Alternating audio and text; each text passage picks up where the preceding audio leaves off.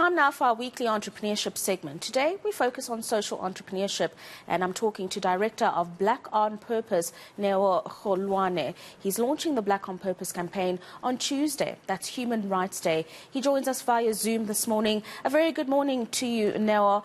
Tell us a little bit about Black on Purpose and why it was so important for you all to establish this movement. Hi, Rofiwa, and thank you for inviting me here. Essentially, it started with exactly when I was actually diagnosed with lymphoma cancer, and having survived that and having lost my father 2 years ago, that's when I realized that my life is actually meant for me to have a specific purpose on earth, and hence the name Black on Purpose.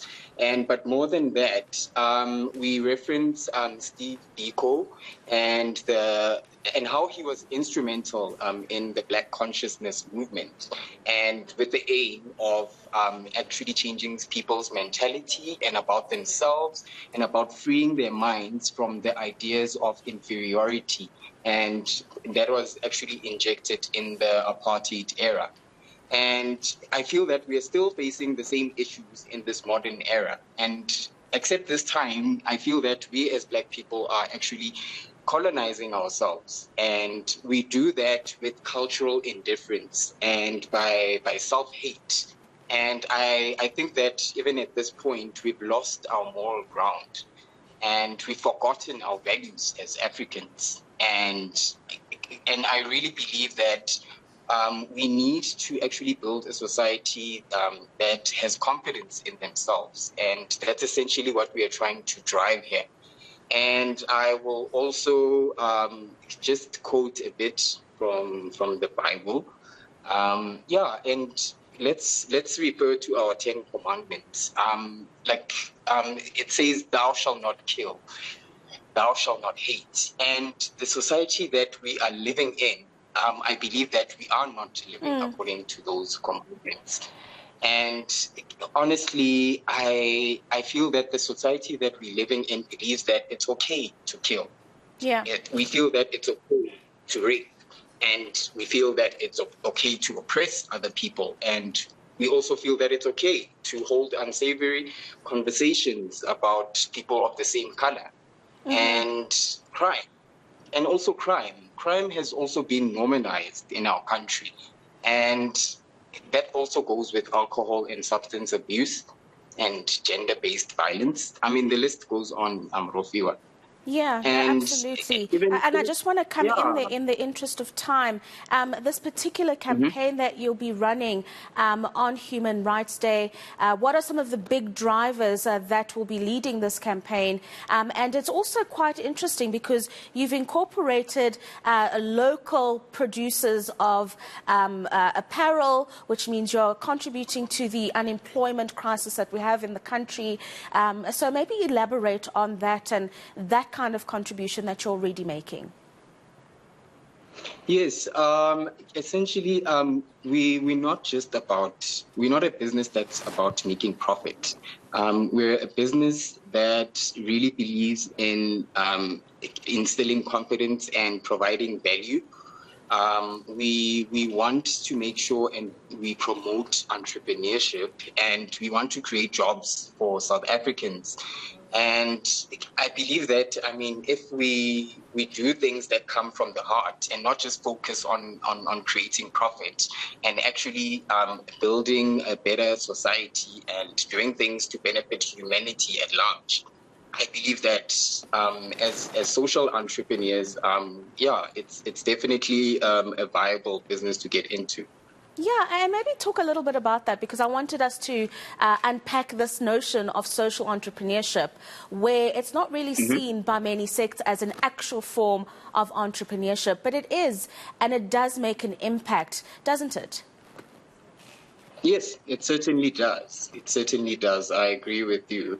And I believe that as Africans, collaboration is so important because, and when we do things as a unit, I believe that as a country, that's the only way that we will build a sustainable country, and also when it comes to actually reshaping our mindset and the notion of actually creating a new level of consciousness amongst Africans and banishing historical stereotypes that Black people are lazy and the fact that we are incompetent.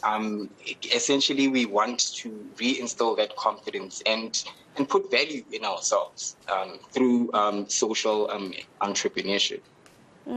And just a final thought from you, just based on your engagements with different entrepreneurs and other stakeholders, are you confident that this message will resonate and the support for Black business and Black pride will grow in the South African context, especially because of the difficult times that we live in? Yeah, I believe that it's a very difficult task and a daunting task at that, bearing in mind that it's very hard to convince people to change their minds about even their way of living.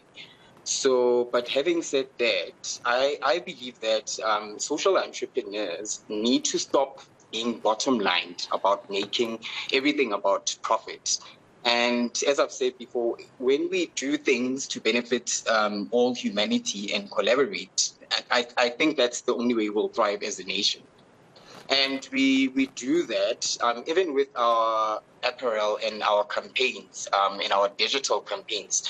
You'll see that we always try to encapsulate confidence and being bold and actually believing in ourselves and our capabilities.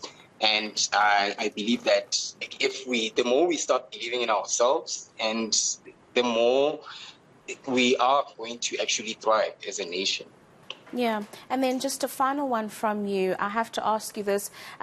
Anybody watching this wanting to venture into social entrepreneurship or non-for-profit kind of business that uplifts communities, what kind of advice would you share here? Because it's also got its challenges, as any kind of business would have.